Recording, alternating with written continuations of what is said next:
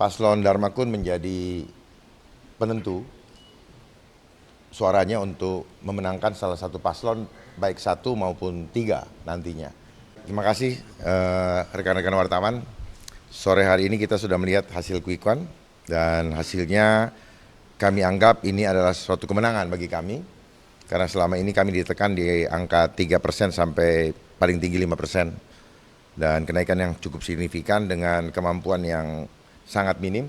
Tetapi puji Tuhan, alhamdulillah hasilnya buat kami sangat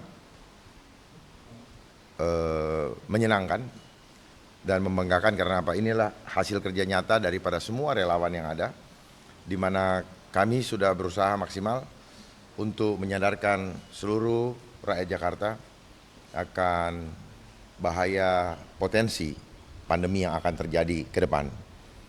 Ini adalah hasil efektif yang bisa kita semua dapatkan dan kami menghimbau kepada semua relawan untuk tetap tenang, ikhlas menerimanya, dan kita sama-sama bersiap dan seluruh warga yang ada di Jakarta untuk berhadapan dengan potensi pandemi berikutnya. Karena saudara-saudara semua, saudara-saudara saya warga Jakarta sudah menjatuhkan pilihannya. Pak Dharma, kira-kira apa yang membuat pada suara Pak Dharma bisa naik sampai 10% dan sebelumnya 5%? Ini adalah skenario Tuhan, di mana otomatis dengan angka tersebut, Paslon Dharma Kun menjadi penentu suaranya untuk memenangkan salah satu paslon, baik satu maupun tiga nantinya. Ini adalah berkat luar biasa, karena kami berdua bukanlah orang yang berlatar belakang politik dan tidak mempunyai basis partai. Kami sungguh-sungguh berjuang untuk seluruh warga Jakarta. Kami sudah kerahkan seluruh kemampuan kami. Kami sampaikan apa yang bisa kami lakukan untuk memperbaiki keadaan Jakarta yang sedang tidak baik-baik saja, baik itu melalui sistem ekonomi adil getuk tular adab yang selalu saya sampaikan, dan sebagainya untuk memulihkan ekonomi Jakarta. Namun pilihan sudah jatuh oleh rakyat, kami tetap terima dengan ikhlas dan kami percaya ada rencana Tuhan yang lebih indah di dalam menentukan perjalanan bangsa ke depan. Apalagi dengan tadi saya sebutkan bahwa otomatis suara paslon Dharma Kun akan menjadi penentu bagi kedua paslon yang sedang bersaing dengan ketat.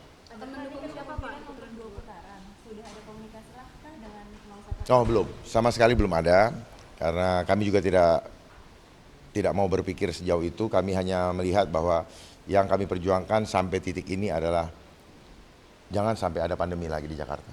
Kita lihat bersama terpilihnya Menteri Kesehatan Amerika, Robert Kennedy Jr., yang selama ini juga menolak adanya pandemi dan juga menolak imunisasi maupun vaksin terhadap anak-anak, itu ditunjuk oleh Presiden Trump untuk menjadi Menteri Kesehatan agar apa? Agar dapat melindungi warga Amerika Serikat dari manipulasi korban daripada marketnya vaksin. Artinya market vaksin di Amerika akan terhambat. Kami berharap di Indonesia pun demikian. Jangan lagi warga Indonesia dijadikan market atau pasar kesuksesan daripada industri farmasi, khususnya vaksin. Akan mendukung siapa Pak kira jika ada putaran kedua akan mendukung siapa kira? Sangat tergantung daripada arahan Tuhan kepada kami. Kami tidak pernah mau menggunakan hasrat atau otak kami, tapi kami serahkan. Kami harus juga berdoa dulu, meminta petunjuk Tuhan mana yang terbaik. Karena tujuan kami hadir sini bukan untuk kekuasaannya, tetapi lebih kepada bagaimana kami punya kesempatan untuk menyuarakan kebenaran, walaupun hasilnya dianggap kurang memadai. Tapi bagi kami ini adalah peluang besar, kesempatan yang Tuhan berikan kepada kami untuk bisa menyuarakan dan pastinya akan didengar oleh seluruh rakyat Indonesia, bahkan dunia. Pak, di debat kemarin kan Bapak sempat melontarkan dukungan kepada Pak Pram untuk menjadi presiden. Apakah ini bakal mendukung juga di putaran kedua? Artinya begini, kan lihat dulu temanya apa. Temanya berbicara mengenai kebocoran internet, kebocoran jalur keamanan untuk pengamanan data. Artinya level untuk mengambil kebijakan itu adalah level presiden. Sehingga saya ketika itu menyampaikan apabila diperlukan saya siap menjadi konsultannya. Bukan berarti staf khusus atau apa, dalam arti saya menerima jabatannya. Saya lebih suka memberikan masukan apabila diperlukan. Kalau tidak ya tidak apa. Pak, di TPS Bapak kalah sama Pak Luhut. Itu tanggapannya boleh sih? Ya, seperti saya bilang lagi, kekuatan kami terbatas. Kemenangan ini bukan berarti menentukan kualitas seseorang, baik integritas, elektabilitas maupun etikabilitas. Seharusnya kan elektabilitas itu yang terakhir, setelah ditentukan etikabilitas, intelektualitas, baru elektabilitas. Namun apa yang terjadi?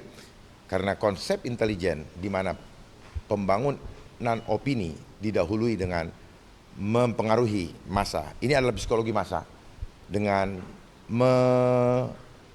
menayangkan hasil survei, sehingga hasil tersebut merasionalisasi apa yang sebenarnya belum rasional supaya menjadi pembenaran ketika nanti hasilnya seperti yang kita lihat sekarang. Tapi buktinya hasil survei yang kemarin bertolak belakang dengan hasil survei hari ini, membuktikan bahwa sebenarnya ada sesuatu celah di mana kita bisa lebih baik lagi manakala kami yang mengendalikan hasil survei, karena kami yang meminta untuk angka berapa kami berada dalam posisi itu.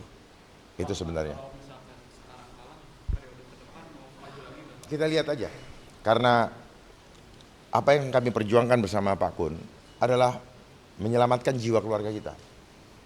Ke depan, saya tidak tahu apa yang akan terjadi. Saya sudah memberikan warning kepada seluruh warga Jakarta, bahkan rakyat Indonesia, bahwa waktu kita terbatas dan kesempatannya adalah sekarang. Tidak sekarang, tidak lagi ke depan. Jangan dipikir ke depan Indonesia akan semakin baik, tetapi akan semakin tidak baik-baik saja. Saya tidak menakut-nakuti, data sudah jelas, dan kemudian Pak Prabowo juga pernah menyampaikan bahwa tahun 2018, bahwa tahun 2030 nama Indonesia hanya tinggal nama. Artinya nama negara Indonesia masih ada, tetapi sudah di bawah kendali asing secara total. Di mana nanti rakyat waspada, kita akan berada dalam antrian panjang untuk menerima yang kita kenal dengan makanan gratis. Kita telah menjadi budak karena kita tidak mau berpikir cerdas, tidak mau merubah diri. Suatu bangsa akan berubah apabila bangsanya sendiri mau merubah dirinya. Pak Dharma, ada pesan untuk para pemilih yang 10% ini nanti di putaran kedua dalam menggunakan suaranya untuk memilih dua pasangan yang akan berkontestasi lagi di putaran kedua Pilgub Jakarta. Mungkin ada pesan untuk para pemilih yang 10% hari ini. Itu nanti biar saja kita berkembang. Kami akan berdoa dulu, dan sebenarnya tanpa kami minta, mereka-mereka yang memilih kami, yang mempunyai kesadaran, hanya satu, mereka ingin keluarganya diselamatkan. Mereka ingin keluarganya hidup layak. Hanya itu saja. Bukan cuma layak, tetapi aman jiwanya. Tidak diintimidasi. Tidak ditakut-takuti dengan regulasi yang mencekek. Contohnya dengan kenaikan pajak. Seharusnya pajak semakin rendah, bukan semakin tinggi. Semakin tinggi menunjukkan bahwa rakyat merasa diperas. Dengan kondisi ekonomi yang semakin menurun karena akibat inflasi, rakyat makin menderita. Saya berharap siapapun nanti yang memenangkan kontestasi ini, tetap tolong titip rakyat. Lindungilah rakyat ini, karena hanya itu yang menjadikan Indonesia tetap ada. Pak Dharma, Bapak terbuka aja sih Pak. Kalau nanti nomor 1 dan nomor 3 itu ingin mendekati Bapak soal elektabilitas tadi 10% ini, Bapak terbuka nggak untuk pendekatan mereka? Sebagai manusia biasa, kita selalu harus berkomunikasi. Tujuannya apa? Untuk menyampaikan buah-buah pikiran. Saya akan tetap konsisten untuk tidak menjadi pemimpin yang bodoh, tidak menjadi pemimpin yang pengecut, apalagi pengkhianat. Oleh sebab itu, apabila perjumpaan itu terjadi atau komunikasi terjadi, maka yang akan kami sampaikan hanya satu, tolong jangan hianati harapan dari rakyat warga Jakarta. Pak Dharma, penegasan aja sih kembali. Artinya apa yang disampaikan Pak Dharma tadi di awal tadi merupakan statement resmi dari Pak Dharma dan mengakui kekalahan setelah melihat. Saya tidak mengakui kekalahan, ya. Saya tidak, bukan berarti saya mengakui kekalahan. Artinya apa? Biarlah ini berjalan apa adanya. Kekalahan itu persepsi, ya. Bagi kami yang pakai bemo, ya, terus melawan yang pakai Lamborghini. Kalau yang Lamborghini bisa 100 meter, kami bisa 25 meter, berarti kami yang menang sebenarnya. Di situ ukurannya. Inilah ukuran bicara keadilan, ya. Kalau seorang anak kecil berantem sama orang tua, lalu dia masih bisa bertahan sekian lama, berarti dialah yang menang. Jadi kemenangan, kami tetap menganggap bahwa ini kemenangan. Kemenangan apa? Kemenangan di mana kami berusaha untuk memperjuangkan keselamatan rakyat, dan kami anggap sampai di sini rakyat sudah mulai sadar bahwa akan ada potensi ancaman di mana rakyat harus bersiap-siap apa yang akan terjadi di depan. Saya tidak menakut-nakuti supaya rakyat melek, dan apabila nanti terjadi sesuatu, maka rakyat akan mengingat legacy yang telah kami lakukan untuk memperjuangkan keselamatan rakyat, sehingga rakyat akan mengatakan betul apa yang disampaikan oleh Pak Dharma dan Pak Kun selama ini. Tolong diingat itu. Ini adalah legacy terakhir kami. Terima kasih. Pak Kun, mungkin ada statement Pak Kun terkait 10% Ya, sebetulnya tadi sudah cukup banyak disampaikan Pak Dharma. Ya, jadi memang kalau dilihat dari anggaran yang sangat terbatas, ya, kita bisa mencapai ini. Ini adalah suatu keberhasilan kalau menurut kami. Dan bagi kami, tadi Pak Dharma juga sampaikan, jabatan itu bukan tujuan kami, tetapi manfaat dan kontribusi bagi warga Jakarta itulah yang terpenting. Manfaat itu bisa dengan segala kapasitas, ya. Kita memiliki berbagai peran dan kapasitas. Untuk itu tetap kita perjuangkan warga Jakarta walaupun dengan kapasitas yang lain. Ya, tetapi kita merasa hari ini bahwa kita sudah memenangkan pertandingan ini. Angka 10% ini kan artinya masih ada harapan nih, masyarakat menitip harapan kepada Pak Dharma dan Pak Kun. Ini kedepannya apa kontribusi Bapak untuk warga Jakarta? Ya, dan Pak Dharma. Kontribusi kami adalah tetap konsisten menyampaikan kebenaran apapun risikonya. Itulah kontribusi kami, dan itu yang kami lakukan, dan 10% kami capai, itu buat kami adalah suatu keberhasilan.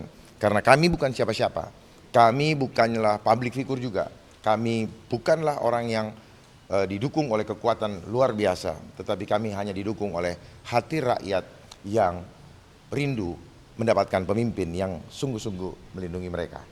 Itu yang bisa kami sampaikan. Kalau soal pergaulan di Jakarta, saya rasa saya lebih paham. Karena saya dari kecil ada di Jakarta dan pergaulan saya kemana-mana.